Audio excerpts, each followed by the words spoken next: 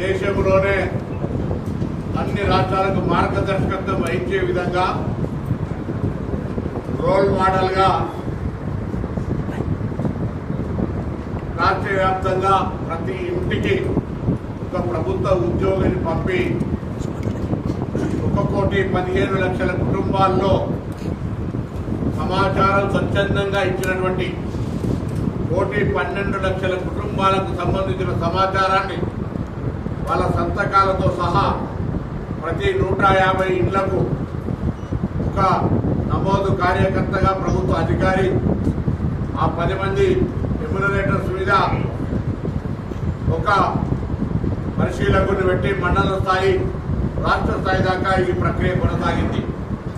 అయితే ఇందులో చాలా పకడ్బందీగా ఇటు ప్రభుత్వంలో ఉన్న పెద్దలు కానీ అటు చీఫ్ సెక్రటరీ అదేవిధంగా ప్లానింగ్ డిపార్ట్మెంట్ సంబంధించిన అధికారులు ఎప్పటికప్పుడు పర్యవేక్షణ చేస్తూ ఈ ప్రక్రియ అంతా కూడా సజావుగా ట్రాన్స్పరెంట్ గా జరిగే విధంగా చర్యలు తీసుకోవడం జరిగింది.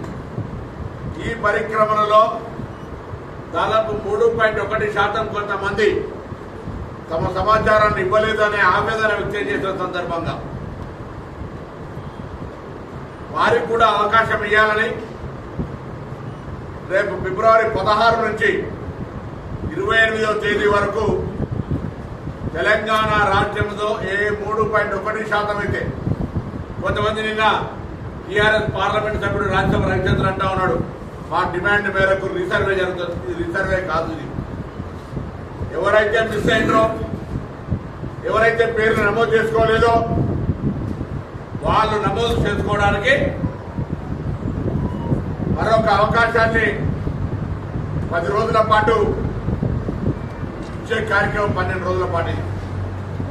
దాని తదుపరి మార్చి మొదటి వారంలో బడ్జెట్ కేబినెట్ సమావేశం పెట్టుకుని కేబినెట్ సమావేశం తర్వాత ప్రత్యేక శాసనసభ సమావేశాలు పెట్టి 42% స్థానిక సంస్థల్లో విద్యా ఉపాధి అవకాశాల్లో బలైన వర్గాలకు రిజర్వేషన్లు ఇవ్వాలనేటువంటి సంకల్పంతో చట్టబద్ధత తెచ్చే ప్రయత్నానికి సంబంధించిన కార్యాచరణ, ఈ కార్యాచరణకు అందరూ కూడా సహకరించాలని విజ్ఞప్తి చేస్తా ఉన్నాం.